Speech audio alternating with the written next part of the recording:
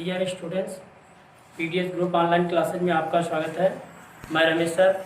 आज आप लोग को कक्षा 11 विषय रसायन विज्ञान पार्ट यानी चैप्टर 2 है, जिसका नाम क्या है? चैप्टर का नाम है परमाणु की संरचना। तो परमाणु की संरचना में इसके पहले मैंने आप लोग को एक वीडियो अपलोड कर दिया है, जिसमें आपको पढ़ाया गया था। अब जो बचा था वो आपका क्या है, इस वीडियो में हम आपको पढ़ाएंगे, जिसका पहला टॉपिक क्या है? क्वांटम संख्याएं। क्वांटम संख्याएं किसे कहते हैं? क्योंकि इसके पहले वाले वीडियो में परमाणु की संरचना कैसे हुई है, तो उसमें कुछ नियम के बारे में हमने पढ़ लिया है, जैसे हाइजेंसबर्ग की अनिश्चितता का सिद्धांत पढ़ा है। उसके बाद अफबाउ नियम के बारे में भी पढ़ा है। अफबाउ नियम के अपवाद क्या होते हैं उसके बारे में भी पढ़ा है।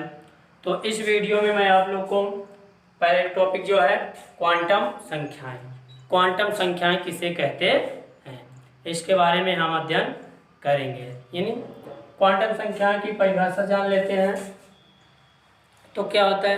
यानी जिन संख्याओं के द्वारा परमाणु में इलेक्ट्रॉनों की ऊर्जा व स्थिति का वर्णन किया जाता है, उन्हें क्वांटम संख्याएं कहते हैं।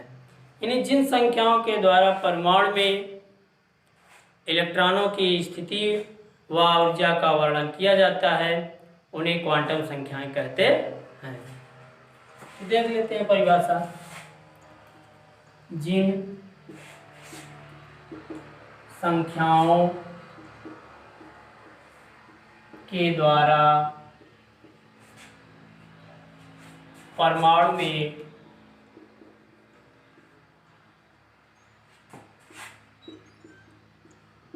इलेक्ट्रॉन की ऊर्जा तथा स्थिति का वर्णन किया जाता है, उन्हें क्वांटम संख्याएं कहते हैं। क्वांटम संख्याएं किसे कहते हैं?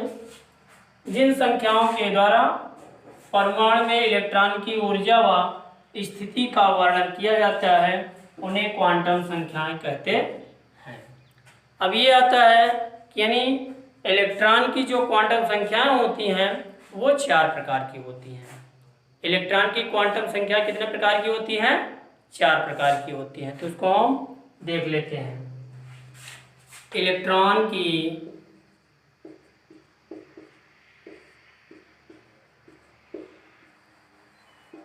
क्वांटम संख्याएं 4 प्रकार की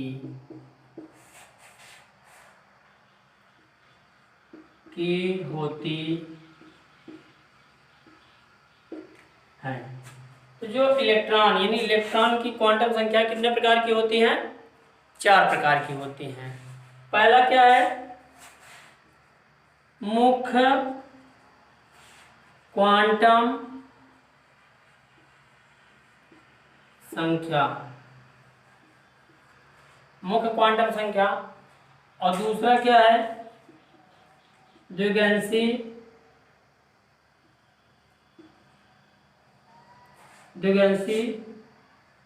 क्वांटम संख्या। और जो तीसरा है वो है चुंबकीय क्वांटम संख्या। और जो चौथा नंबर है वो है चक्रण क्वांटम संख्या। चक्रण क्वांटम संख्या। तो ये क्या है हमारा? इलेक्ट्रॉन की क्वांटम संख्याएं 4 प्रकार की होती हैं। पहला क्या है? मुख्य क्वांटम संख्या, जिसको हम क्या कहते हैं? Principal quantum number. दूसरा क्या होता है एजीमुथल क्वांटम नंबर, और तीसरा क्या होता है मैग्नेटिक क्वांटम नंबर, और तीसरा चौथा जो होता है स्पिन क्वांटम नंबर, जिसको हम क्या कहते हैं मुख्य क्वांटम संख्या, द्विगंशी क्वांटम संख्या और चुंबकीय क्वांटम संख्या और चक्रण क्वांटम संख्या। तो जो हमारा मुख्य क्वांटम संख्या होता है उसको हम एन से डिनोट करते हैं, और जो द्विगंशी क्वांटम संख्या होती है उसे हम एल से डिनोट करते हैं, और जो चुंबकीय क्वांटम संख्या होती है उसे हम एम से डिनोट करते हैं, यानी चुंबकीय क्वांटम संख्या एम होती है, और जो चक्रण क्वांटम संख्या होती है उसे हम एस से डिनोट करते हैं। तो ये हमारा क्या होता है क्वांटम संख्याएं होती हैं। तो इसको हम देख लिए हैं। अब अगली हेडिंग जो है वो क्या है, अबॉव का पाउली का अपवर्जन नियम। अगला जो नियम है हमारा पाउली का अपवर्जन नियम। पाउली का अपवर्जन नियम किसे कहते हैं, तो इसको हम देख लेते हैं।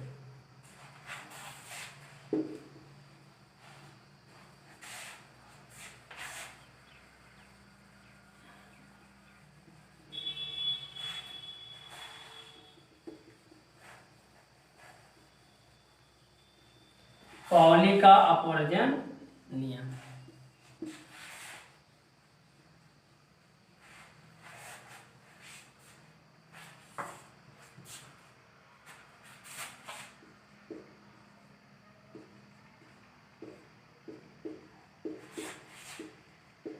पाउली का अपवर्जन नियम। तो पाउली का अपवर्जन नियम क्या है इसको भी देख सकते हैं हम। यानी पाउली द्वारा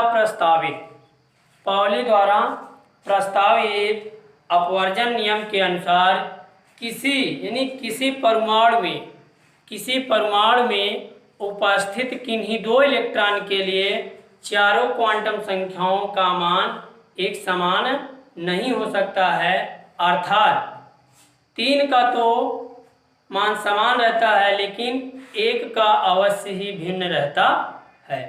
तो ये क्या है पाउली का अपवर्जन नियम, यानी पाउली के अपवर्जन नियम के अनुसार या पाउली द्वारा प्रस्तावित अपवर्जन नियम के अनुसार किसी परमाणु में किन्हीं दो इलेक्ट्रॉन के लिए चारों क्वांटम संख्याओं का मान एक समान नहीं हो सकता है, अर्थात 3 का समान हो सकता है लेकिन 1 का निश्चित ही भिन्न रहता है।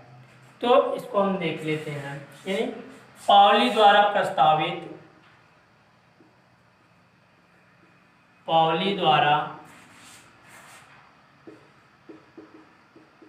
प्रस्तावित अपवर्जन नियम के अनुसार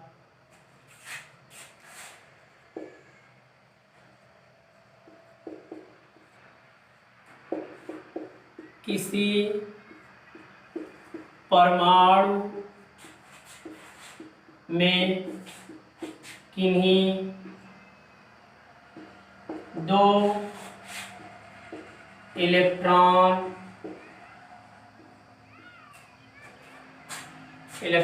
के लिए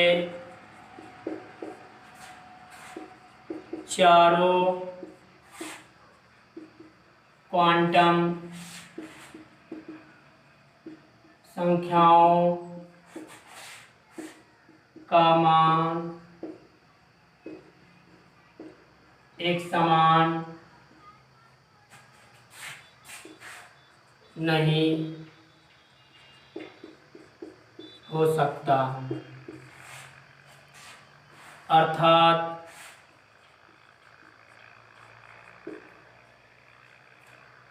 तीन क्वांटम संख्याएं समान हो सकती हैं लेकिन चौथी क्वांटम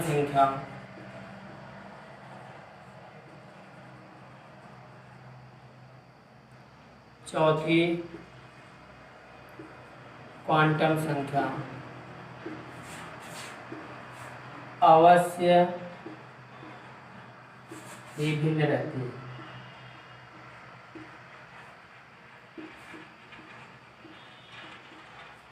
ये हमारा क्या है, पाउली का अपवर्जन नियम है। तो पाउली के अपवर्जन नियम जो है, यानी पाउली द्वारा प्रस्तावित अपवर्जन नियम के अनुसार किसी परमाणु में किन्हीं दो इलेक्ट्रॉन के लिए चारों क्वांटम संख्याओं का मान एक समान नहीं हो सकता, अर्थात तीन क्वांटम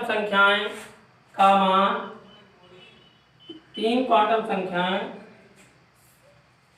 समान हो सकती हैं, लेकिन चौथी क्वांटम संख्या अवश्य ही भिन्न रहती है। तो ये हमारा क्या है, पाउली का अपवर्जन नियम। इसको हम एक एग्जाम्पल के द्वारा देख लेते हैं। तो एग्जाम्पल हमारा है,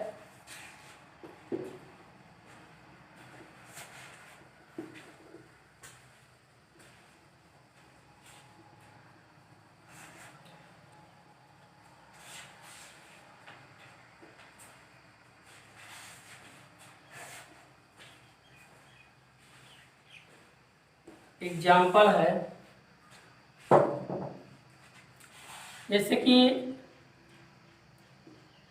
के उपकोष के लिए है।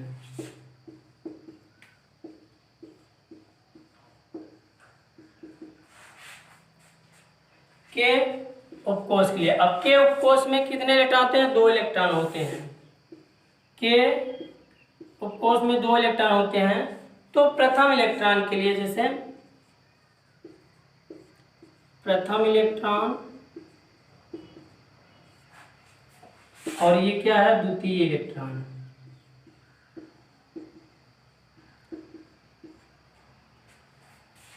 प्रथम इलेक्ट्रॉन में यानी मुख्य क्वांटम संख्या n बराबर क्या होता है, 1, और l बराबर क्या होगा, 0, m बराबर क्या होगा, 0, और s बराबर क्या होगा, +1/2। और इसमें दूसरे इलेक्ट्रॉन के लिए क्या होता है, n बराबर 1, l बराबर 0, m बराबर 0, और s बराबर क्या होता है, -1/2। जैसे ये इसका अगर इलेक्ट्रॉन विन्यास करेंगे 1s2 प्रथम उपकोष के लिए, तो s जो ऑर्बिटल बनता है इसमें दो इलेक्ट्रॉन है। तो जो दो इलेक्ट्रॉन है, तो ये हमारा क्या होगा, प्रथम इलेक्ट्रॉन होगा, और ये क्या होगा, द्वितीय इलेक्ट्रॉन होगा। इसको हम क्या कहेंगे, प्रथम इलेक्ट्रॉन। और ये जो होगा हमारा द्वितीय इलेक्ट्रॉन। तो और n बराबर क्या होता है, 1, क्योंकि ये क्या होता है, मुख्य नंबर ही क्या, कक्षक की संख्या ही क्या कहलाती है, मुख्य क्वांटम संख्या। तो n बराबर क्या होगा, 1, n बराबर 1, यानी प्रथम के लिए भी देखिए n बराबर 1 है, n बराबर 1 है, और l बराबर क्या है, 0 है, l बराबर 0 है, m बराबर 0 है, m बराबर 0 है, और s बराबर क्या है, +1/2 है। +1/2 क्यों है, क्योंकि क्लॉकवाइज और एंटी क्लॉकवाइज। क्लॉकवाइज यानी घड़ी की सुई की दिशा में वो पॉजिटिव होता है, और घड़ी की सुई के विपरीत दिशा में क्या होता है, निगेटिव होता है, यानी -1/2। तो इसमें क्या है, जो चौथी क्वांटम संख्या है जिसको हम चक्रण क्वांटम संख्या कहते हैं, वो क्या है, भिन्न है। यहाँ क्या है, प्लस है और यहाँ माइनस है। इसलिए तीन तो समान हो सकती हैं, लेकिन चौथी क्या है, अवश्य ही भिन्न रहती है। चौथी क्या, समान नहीं रहता। ये क्या है, पाउली का अपवर्जन नियम है।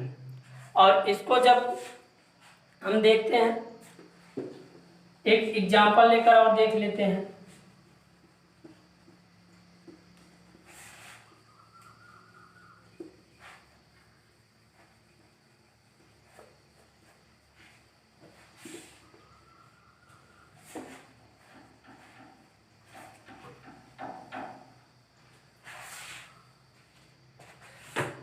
हमारा अगला जो है एग्जाम्पल देखते हैं। जैसे सोडियम, यानी सोडियम क्या होता है, यानी और सोडियम के अंतिम इलेक्ट्रॉन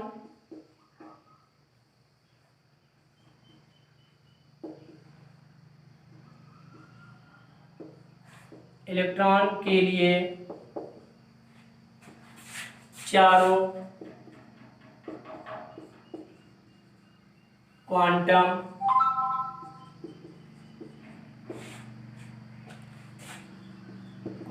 संख्याएं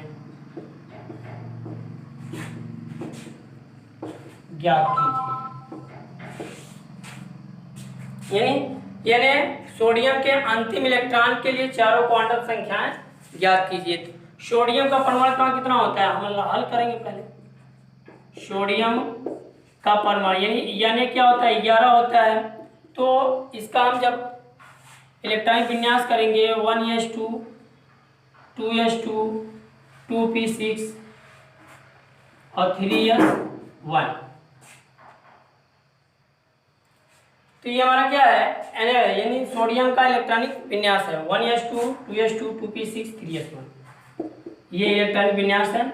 अब इसका हम एक ग्राफ बना लेते हैं, ग्राफ बनाकर समझ लेते हैं। और अंतिम इलेक्ट्रॉन यही है, अंतिम इलेक्ट्रॉन 3s1 में गया है। तो चाहे तो हम डायरेक्ट भी निकाल लेते हैं या फिर हम इसको ग्राफ बना करके निकाल लेते हैं।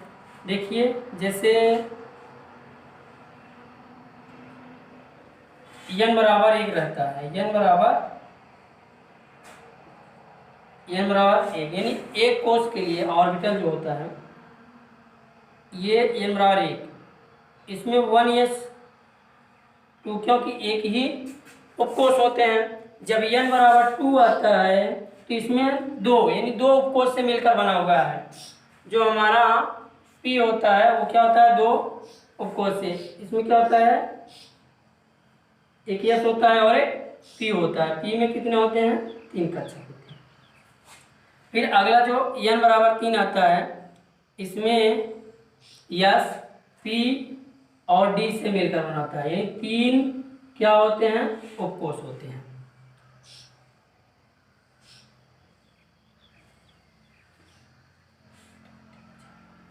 ठीक है, तो अब इसका 1s2 एक ऑर्बिटल यानी एक ऑर्बिटल में अधिकतम कितने, 2 इलेक्ट्रॉन रख सकते हैं।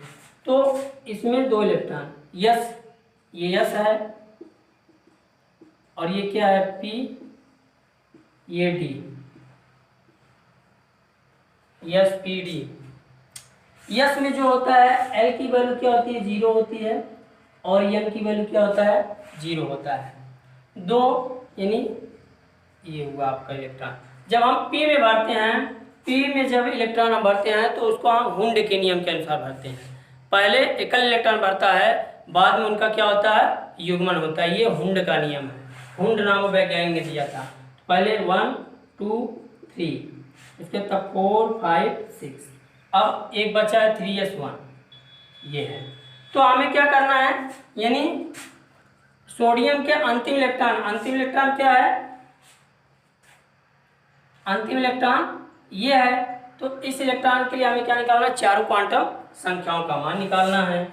तो n बराबर क्या हो जाएगा, n बराबर 3 और s बराबर क्या हो जाएगा 0, m बराबर क्या हो जाएगा 0 और s बराबर क्या हो जाएगा +1/2। तो ये हमारा क्या हो गया, सोडियम के अंतिम इलेक्ट्रॉन के लिए चारों क्वांटम संख्याओं का मान है। और p में जो होता है p यानी p का उसमें p ब्लॉक में होता है, l की वैल्यू क्या होता है, 1 होता है। और जो m की वैल्यू होती है वो 0 सहित +1 और -1 होता है। d में जो l की वैल्यू होती है वो क्या होती है, 2 होती है। और जो m की वैल्यू होती है वो 0 लेकर +l और -l तक होती है।